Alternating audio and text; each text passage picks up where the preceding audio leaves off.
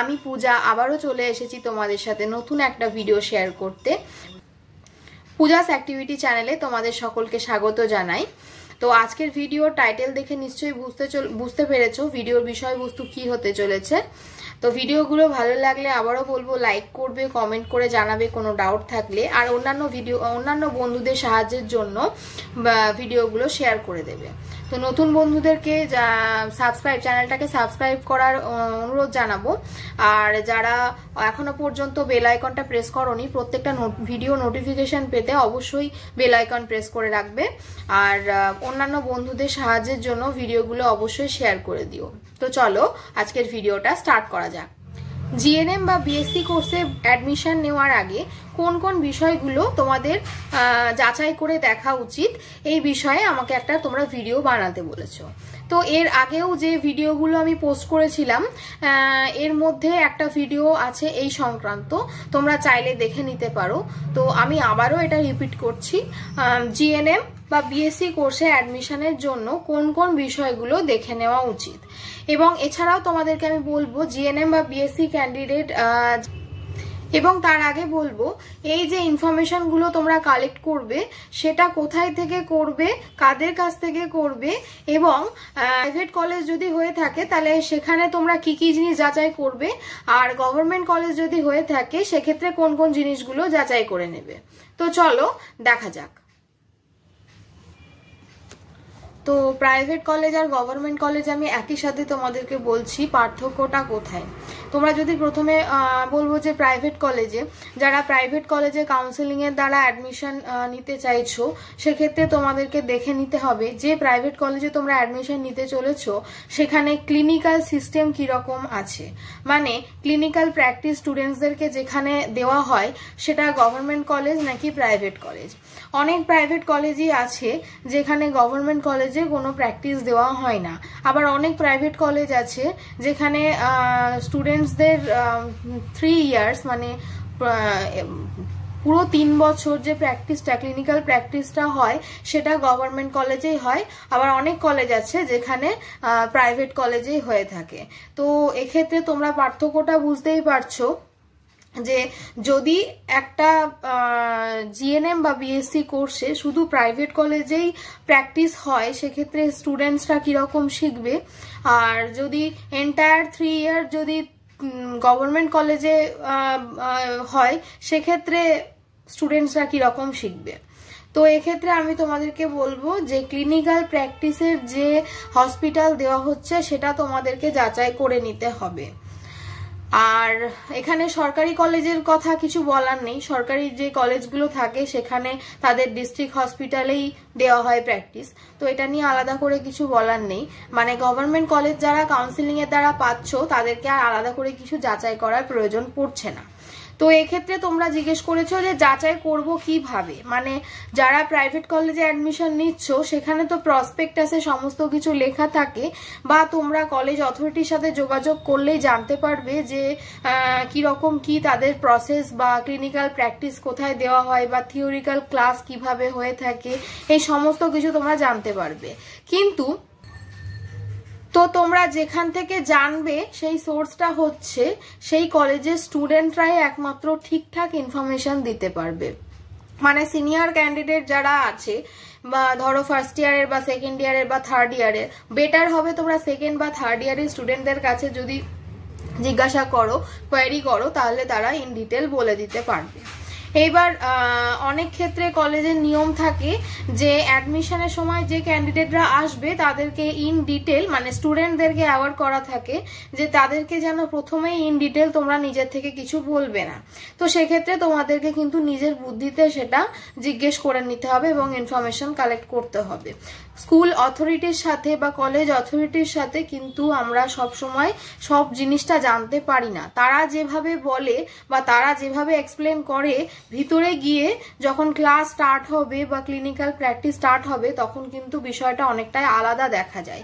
এটা হতে পারে ওয়ার্ক শিডিউল, হতে পারে পেমেন্টের যে ব্যাপারটা থাকে, মানে প্রাইভেট কলেজে প্রসপেক্টাসে পেমেন্ট একরকম দেয়া থাকে, তো আমরা যখন কোর্স স্টার্ট হয় দেখা গেছে তা সেই প্রসপেক্টাসে যে টোটাল যে একটা অ্যামাউন্ট দেয়া থাকে সেটার সাথে অনেক কিছুই অ্যাড হয়ে যায়, এক্সট্রা পেমেন্ট অনেক কিছুই অ্যাড হয়ে যায়।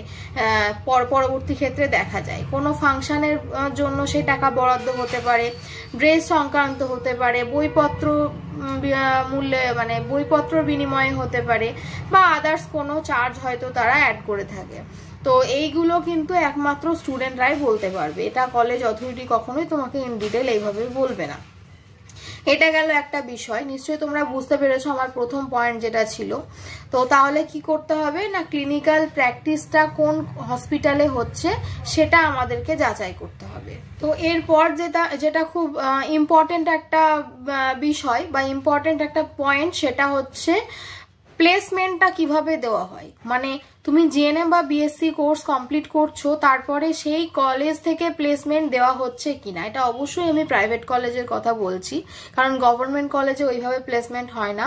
গভর্নমেন্ট কলেজে তুমি আফটার কমপ্লিশন অফ কোর্স যেখানে খুশি গিয়ে প্র্যাকটিস করতে পারবে, তাতে কোনো কিছু বাধার কোনো ব্যাপার নেই। এখানে আমি প্রাইভেট কলেজের কথা বলছি যে কোথায় তোমরা প্লেসমেন্ট পাচ্ছ। অনেক প্রাইভেট কলেজ আছে, আমি এখনই এই মুহূর্তে নাম করছি না, যেগুলো তারা কোর্স কমপ্লিশনের পরে প্লেসমেন্ট দিয়ে দেয়। আবার কিছু কিছু কলেজ আছে তারা কিন্তু দেয় না। আবার এক্ষেত্রে দেখা গেছে কিছু কিছু কলেজে ক্যান্ডিডেটদের মার্কস বেসিসে দেওয়া হয় একটা, আর কিছু কিছু কলেজে আছে 30টা সিট যদি থাকে, মানে 30 জন ক্যান্ডিডেট যদি একটা ব্যাচে থাকে 30 জনকেই প্লেসমেন্ট দেওয়া হয়। তো এই প্লেসমেন্টের বিষয়টা তোমাকে অবশ্যই জেনে নিতে হবে। এই কারণেই আফটার কোর্স কমপ্লিশন তোমার যে প্র্যাকটিসের জন্য যে তুমি হসপিটালটা নেবে, সেটা কিন্তু মানে এখনকার সিনারিও যেটা লাস্ট 1.5-2 বছর ধরে যেটা দেখা যাচ্ছে, প্র্যাকটিস করতে গিয়ে কিন্তু অনেকই অসুবিধা হচ্ছে। কারণ ফ্রেশার্সদেরকে হয় তারা উইদাউট পেমেন্ট প্র্যাকটিসের কথা বলছে, মানে তুমি প্র্যাকটিস করবে তোমাকে তার বিনিময়ে কোনো স্যালারি দেওয়া হবে না, এটা একটা দেখা যাচ্ছে। দ্বিতীয় যেটা দেখা যাচ্ছে, পেমেন্ট প্রসেস ডিলে করে দিচ্ছে। মানে ছোট ছোট যে নার্সিং হোমগুলোয় ঢুকছো সেখানে হয়তো পেমেন্টটা ঠিকভাবে দিচ্ছে না, দিলেও হয়তো ঠিকভাবে দিচ্ছে না বা পর্যাপ্ত পরিমাণে দিচ্ছে না। আবার কিছু কিছু ক্ষেত্রে দেখা যাচ্ছে যে বাইরের ক্যান্ডিডেট যারা আছো তাদেরকে হয়তো যে তাদের রেসিপ্রোকাল রেজিস্ট্রেশনের জন্য এক্সপিরিয়েন্স যে পেপারসগুলো লাগছে সেগুলোর বিনিময়ে হয়তো টাকা পয়সা চাওয়া হচ্ছে, তবেই তারা দিতে পারবে। মানে স্যালারি তো পাচ্ছই না, উল্টে তোমাকে পেমেন্ট স্লিপ বা এক্সপিরিয়েন্সের জন্য একটা চার্জ পে করতে হচ্ছে। তো অবশ্যই তোমরা এই বিষয়গুলো কিন্তু যখন তোমরা প্র্যাকটিসে জয়েন করছো তখন অবশ্যই দেখে নেবে। যেমন গভর্নমেন্ট অনেক কলেজে দেখা গেছে হস্টেলের কোনো রকম ফেসিলিটি আমরা পাই না। মানে দেখা গেল কিছু গভর্নমেন্ট কলেজ আছে সেগুলোতে, মানে মুর্শিদাবাদের মধ্যেই কিছু গভর্নমেন্ট কলেজ আমি জানি, যেগুলো এখন আমি নাম করছি না, সেখানে ফার্স্ট ইয়ারে কোনো হস্টেল ফেসিলিটি পাওয়া যায় না। দেখা গেল সেকেন্ড ইয়ার থেকে হয়তো হস্টেল ফেসিলিটি পাওয়া গেল। বা এমন কিছু গভর্নমেন্ট কলেজ আছে যেখানে hostel facility first year second year কোনোটাতেই পাওয়া গেল না, বাইরে তোমাকে এক্সট্রা চার্জ দিয়ে থাকতে হলো, শুধু থার্ড ইয়ারটা তুমি হস্টেল ফেসিলিটি পেলে। এবার যখন তুমি হস্টেল ফেসিলিটি পাচ্ছ না, সেক্ষেত্রে কিন্তু তুমি ফুডিং ফেসিলিটিও পাবে না, কারণ হস্টেলের মধ্যেই সেগুলো, মানে কলেজ প্রেমিসেসের মধ্যেই কিন্তু সেগুলো থাকে। হস্টেল, মেস, কলেজ একটা জায়গার মধ্যেই থাকে। সুতরাং তুমি যখন হস্টেলে থাকছো না, হস্টেলের ফুডিং ফেসিলিটিও কিন্তু পাবে না। সুতরাং তোমাকে ফুডিং এর জন্য আলাদা নিজেকে পেমেন্ট করতে হচ্ছে, প্লাস হচ্ছে রুম রেন্ট যেটা দিচ্ছ সেটাও কিন্তু তোমাকে পেমেন্ট করতে হবে। তো এই অ্যাডমিশনের আগে এই বিষয়গুলো তোমরা যদি একটু খোঁজ নিয়ে নাও সিনিয়রদের কাছে বা কলেজ অথরিটির কাছে, মিলিয়ে মিশিয়ে খোঁজটা নিলে কি হবে, পরবর্তী ক্ষেত্রে তোমাদের অসুবিধা হবে না। তো আশা করি আমার কথা বুঝতে পেরেছো সবাই। নেক্সট পয়েন্টে এবার চলে যাব। কোর্স কমপ্লিশন, তোমাদের আর একটা জিনিস দেখে নিতে হবে যে সেখানে টিচিং ফেসিলিটি দেওয়া হয় কিনা, মানে অনেকে এমন ক্যান্ডিডেট আছো বিএসসি ক্যান্ডিডেট যারা হয়তো বেড সাইডে কাজ করতে চাও না, হসপিটালে বেড সাইডে কাজ করতে চাও না, সেক্ষেত্রে তোমরা টিচিংয়ে অনেকেই জয়েন করতে চাও, অ্যাজ এ জুনিয়র জয়েন করতে চাও। তো এই ফেসিলিটি কিন্তু সব কলেজে দেওয়া হয় না, আবার কিছু কিছু কলেজে দেওয়া হয়ে থাকে। তো সেই জন্য বলবো এই বিষয়টা কিন্তু দেখে নেবে, কারণ কোর্স কমপ্লিটের পর তোমাদের যে কোনো এক জায়গায় কিন্তু প্র্যাকটিস দেখাতেই হবে, মাস্ট। অবশ্যই লাইক কমেন্ট শেয়ার করবে।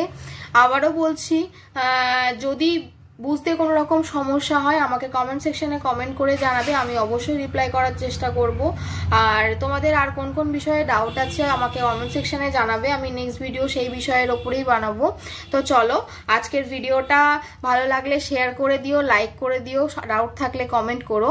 দেখা হচ্ছে নেক্সট ভিডিওতে, আজকের মতন টাটা।